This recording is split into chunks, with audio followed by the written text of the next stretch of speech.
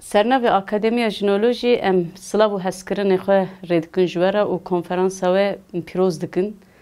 Me jî gelek dixwast em jî li wê derê bi we rabin. Li ser axa pîroz em jî tevlîbûna xwe konferansê re çê bikin. Lê ji ber ku derfet çê nebû em dixwazin bi rêka vê vîdeo tevlîbûna xwe bidin diyarkirin. Serî da bersivdayînekî bi vê avayî yani jinên êzîdî gelê êzîdî derbarê dîroka xwe da, derbarê qedera xwe da, derbarê fikr û ramanê xwe da, şewazê jiyanê xwe da nîqaşan bi xwe bimeşîne, biryaran bi xwe bigire û li ser axa xwe vana pêk bîne, ev bersivdayîna herî mezin lê hember fermanan e. Ji bo wê jî konferansa ku min li dar dixin ne tenê ji bo gelê êzîdî, ji bo jinên cîhanê, ji bo jinên rojhilata navîn û ji bo hemû gelê Kurdistanê em pîroz dibînin û silav dikin. Sernavê Akademiya Jinolojî me jî xwast bi peyamekî, bi nêrînekî tevlîbûna xwe vê konferansê re bidin diyarkirin. Rastî jî çanda êzîdiyan, çanda gelê êzîdî çandekî gelek qedîm ku têda ne tenê koka Kurdan, têda ne tenê koka civakên yê ku li ser esasê komînal jiyan dikin. Heman demê koka jiyana ku derdora jinê ava bûye jî nav vê çandê da heta rojema îro nirxê xwe parastiye.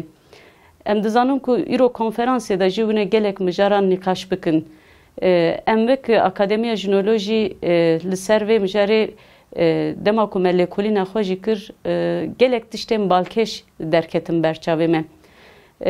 Yani gelê êzîdî, jinên êzîdî, bi taybet jî çanda êzîdî nirxên xwe yî ku bi hezaran salin ber xwe dide diparêze, lê navvana da gelek tiştên ku ne aîdî çanda gelê êzîdiyê jî heye.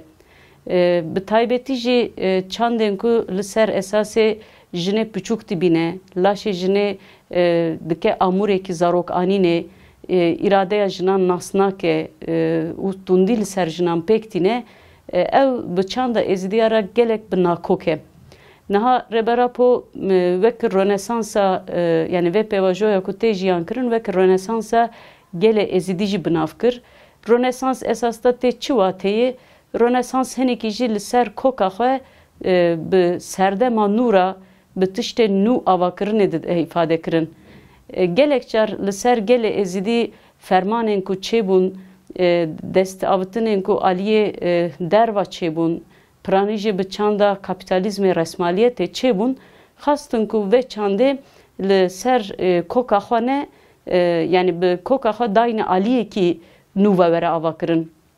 Ev jî bû sedem ku taybet gelê me ku koçber bû, çûn bajarên cuda, çûn welatên cuda, nikaribin li ser koka xwe serdemê re bikin yek. Yani her tim ji bo êzîdiyan du rêk hat hîştin. Taybet jî li ser jinên êzîdî ev tişt hat avakirin ku yan bi modernîteyê re bibin yek, yan jî kevneşopiya ku têda gelek tiştên heqê jinê têda tuneye, mafê jinê têda tuneye, her tim van du rêkana gelê me re û jinên êzîdî re hat nîşandan. Lê reberapo yani nêrîna xwe ya li ser civakan jî nêrîna xwe ya giştiyê avabûyîna civakekî sosyalîst, civakekî demokratîk da dibêje ku em gerek kevneşopiyan baş nas bikin. û li ser van kevneşopiyan em civaka xwe ya nûjen ava bikin. Ji bo wê jî em dema dibêjin civaka nûjen, civaka demokratîk yê vê serdemê ne pêwîst e ku ew civak li koka xwe qut dibe. Lê ew civak bikaribe tiştê ku nirxê wê kevneşopiyê wê da wek şêwazên desthilatdarî saziyên yani bi aliyê saziyên dewletan hatiye avakirin, bi şêwazên zayenperestî hatiye avakirin, vana gerek nav çanda xwe da bisefîne yani vana li çanda xwe da derxîne. Bi vê avayî rêxistinbûyîna xwe ya civaka nû û azadiya jinê li ser koka xwe bikaribe ava bike. Bi rastî jî me dema demekî bi heval Şehîd Zîlan nagihan Akarsel li ser çanda êzîdî ya qedîm me lêkolînekî da meşandin. Ev lêkolîn pir heyecanekî da me. Ji ber ku her me dema ku li ser koka jinên êzîdî lêkolîn çêkir, esas da em gîştin koka civaka demokratîk yê komînal. Ji ber wê jî me dît ku ev çand hîn çiqas zindî ye.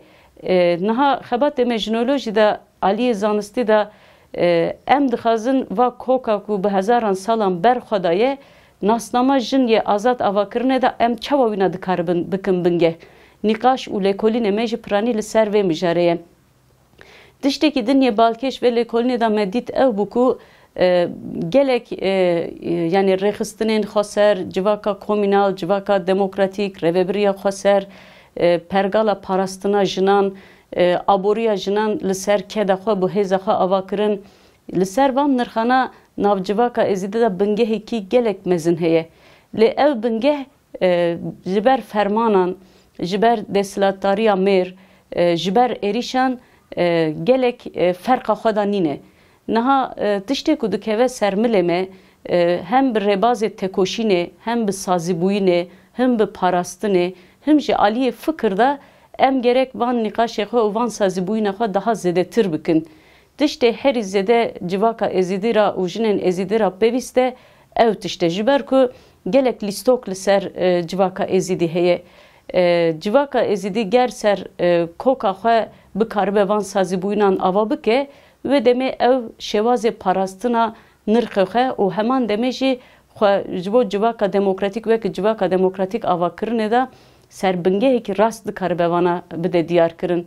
Mînaka herî balkêş ew bû ku qewlê êzîdiyan da, çanda êzîdiyan da li dijî dewlet, li dijî desthilatdariyê û li ser ittifaqê, li ser hevbendiyê, li hevkirinê, ser aşitiyê gelek nirxên qedîm hene.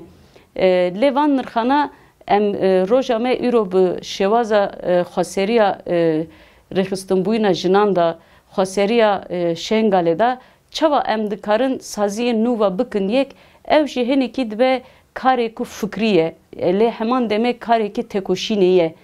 Milekî wî tekoşîna polîtîk siyasî ye ku em gerek dewletên ku em sînorê wan da jiyan dikin bi taybet jî ji bo şengalê mirovîna bîne ziman.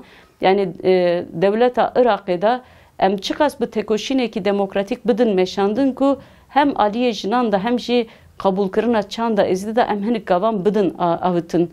Heman demê ew civakên ku li ser civaka êzîdî fermanan da rol dilîzin, êriş dikin, li hember vana jî tekoşînekî siyasî û parastinê em bidin meşandin ku ew xweserî were parastin. Ya herî giring jî em heman tiştî ji bo jinan jî pêk bînin. Ji ber ku em dizanin ku gelek car nav civakê da rewşa jinan jî gelek xirab e, gelek pirsgirêk tên jiyan kirin. Em bawerin konferansê da jî hûn li ser van mijaran berfireh nîqaşekî ve meşandiye. Li hember van êrîşana jî gerek em heman tiştî ji bo jinan bikin. Milekî vîna aliyê zanebûn da, aliyê koka xwe naskirinê da, aliyê xwe avakirinê da perwerdekirin û zanebûna jinan e, milê din jî perwerdekirina mêran û bi vê avayî guhertina civakê ye. Em ji wek xebatê jinolojî dixwazin vê milî da bingehekî bidin avakirin ku guhertina civakê da, aliyê fikir da, aliyê sazî da, aliyê parastin da bingehekî ji bo jinên êzîdî ava bikin. Li heman demê bi guhertina mêrên mêr yê êzîdiyan jî em gerek hinek gavan bavijin. Ji ber ku tenê bi ser yek lingê van karana nikaribin werin meşandin. Guhertinên werin jiyankirin jî ne ku li çanda gelê êzîdî qutbe, yani li ser koka xwe guhertinekî çêbibek, gevneşopiya xwe biparêze, lê nirxên nûjen yê vê serdemê ra jî û êrîşên ku em hem dijî me tên kirin hember wana jî wekî parastinekî têk naçe, bi vê avayî em dikaribin ava bikin. Cardin bi hezkirinekî mezin em serkeftinê ji we ra dixwazin, em jî hewil bidin ku heya davî kar û xebatê xwe da bi azadkirina jinan, azadkirina civakê esas bigirin. Ez carekî din silav û hezkirinê xwe ji we ra dişînim û serkeftin dibêjim, jin, jiyan, azadî.